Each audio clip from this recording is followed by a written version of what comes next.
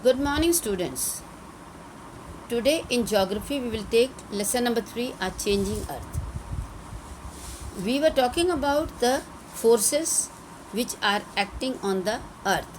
Number 1 was endogenic forces. Endogenic forces are the forces which act in the interior of the earth. This we have done in a previous video. Now number 2 is exogenic forces which act on the top of the surface of the earth. The landscape is exposed to the force of nature.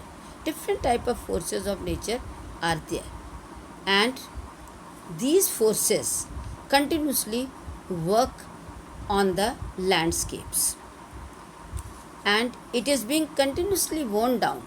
The landscape is continuously worn down by external forces, and the external forces main are withering and erosion. These two forces gradually change the landscape.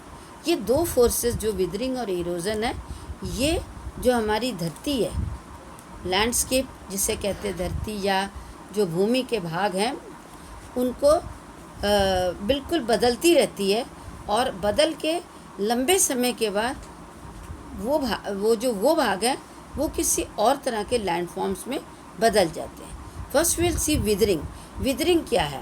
Withering जो है is the breaking up of rocks on the earth surface. हम देखते हैं अर्थ के crust के ऊपर हम मिट्टी देखते हैं, सॉइल देखते हैं. सॉइल दानेदार होता है, और ये दाने कहाँ से आते हैं? ये रॉक्स जो हैं विदर करते हैं. मतलब जो बड़े बड़े रॉक्स हैं, पत्थर हैं, इनके ऊपर से उनके छोटे छोटे दाने टूट टूट कर गिरते हैं, और कई मिलियंस ऑफ ईयर्स के बाद उन्हीं से ये सॉइल बनी है, और ये प्रक्रिया कंटिन्यूसली चलती जाती है. Second is erosion. Erosion is the wearing down and carrying away of the rocks by the action of running water. Erosion में क्या है? जो हमारी सॉइल है वो एक जगह से दूसरी जगह पर तक ले जाई जाती है अलग अलग मीडियम्स के द्वारा.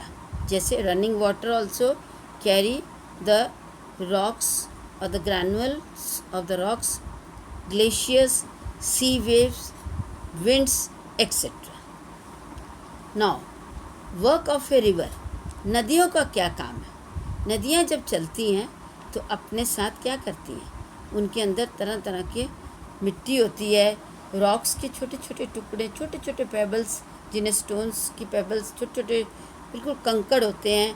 वो क्योंकि पानी के अंदर फ्लो होता है, उस फ्लो के साथ वो इनको भी अपने साथ बहा कर ले जाती है. और जहाँ रिवर का फ्लो बहुत फास्ट होता है, ख़ास तौर पे हाईलैंड्स जहाँ हैं, ऊंची ज़मीन जहाँ, वहाँ पर रिवर जो है बहुत फास्ट फ्लो करती है.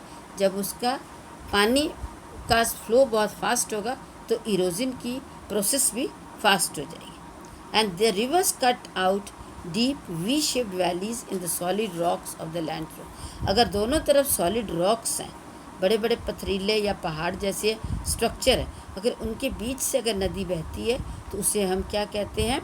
We shape valley.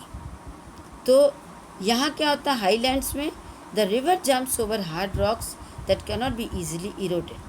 Rapids of form. जो हार्ड रॉक्स हैं वो ईजिली इरोड माने घिसना, आसानी से घिसते नहीं हैं, तो वहाँ क्या बनता है? रैपिड्स बनते. रैपिड्स का मतलब कुछ गड्ढे जैसा स्ट्रक्चर बनता है.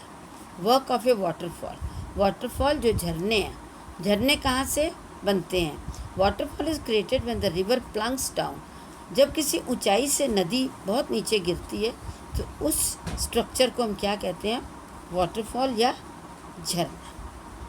ठीक है. ट्रिब्यूटरीज. ट्रिब्यूटरीज क्या है? ट्रिब्यूटरीज छोटी छोटी नदियाँ हैं. छोटी छोटी नदियाँ बहती हैं, और रास्ते में जहाँ भी उनको मेन रिवर या बड़ी नदी मिलती है तो वो छोटी छोटी नदियाँ आकर बड़ी नदी के अंदर मिल जाती हैं, और मिलकर उसके पानी का वॉल्यूम वो बढ़ा देती, क्योंकि उनका पानी में बड़ी नदी के पानी में मिल जाता है, and increase its volume. Thank you.